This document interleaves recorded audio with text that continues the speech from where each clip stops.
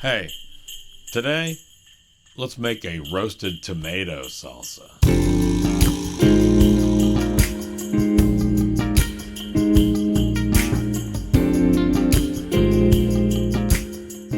First things first, let's get our oven's broiler set to high and put an oven rack in the second space from the top, or about 4 to 6 inches away from the element.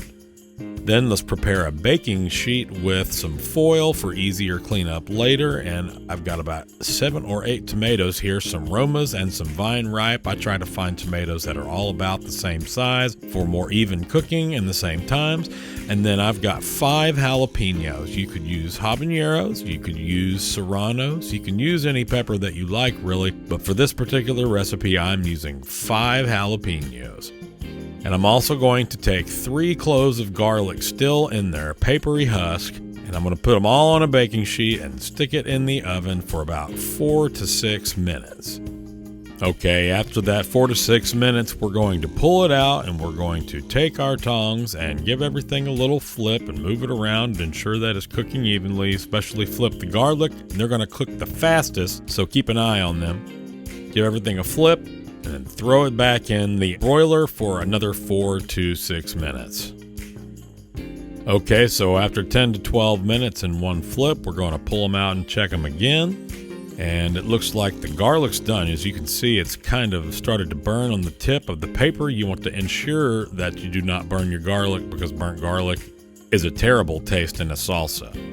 Give everything a flip, throw it back underneath the broiler for another 4 to 6 minutes.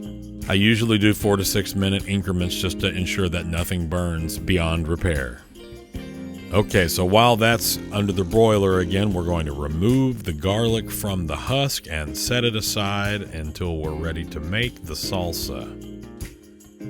Time to check them once again, pull them out, see how they're looking. Looks like we need to flip the jalapenos. They're not quite charred as we would like, so we're going to give the tomatoes a flip, and back in everything goes for yet another 4 to 6 minutes, which gives us plenty of time for a quick wipe down of cutting board and cooking areas. Time yet again to give them a check, so we pull them out, and it looks like the jalapenos are exactly where we want them now, totally soft and nice and charred skin.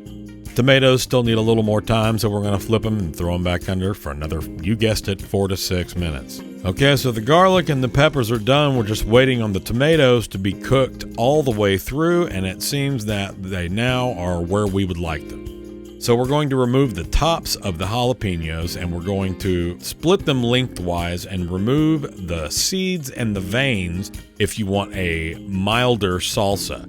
If you would like a more spicy salsa, leave in seeds and veins, and you're sure to get all the heat you can handle.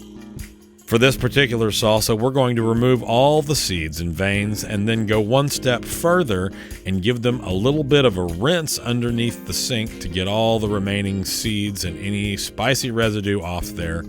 We're aiming for a mild restaurant-style salsa that everyone can enjoy.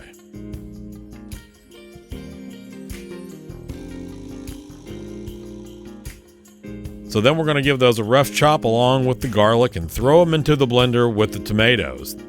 Okay, so we're going to pulse that until just combined there, and all the tomatoes and peppers are broken down. Then we're going to clean off our cutting board. We're going to take about half a bunch of cilantro.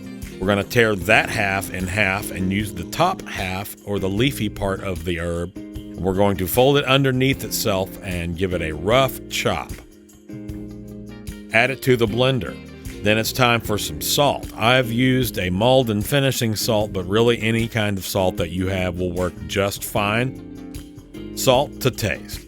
Then the secret ingredient, which is tomato bouillon.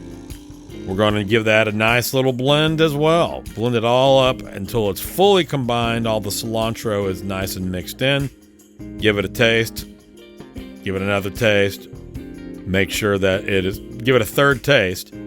Seems to be good, so we're going to add a little bit of chopped onion here. Now, we're going to rinse the onion off so that the flavor's not so strong that it's overpowering the salsa. Now I'm going to chop this onion up. Nope, I'm not. I remembered I've already done that. So we're going to add as much onion as you might want into your salsa. Give it a few pulses in the blender to combine. One final taste, and if it's good, nope, taste it one more time to make sure, and then give it a nice thumbs up for a roasted tomato salsa.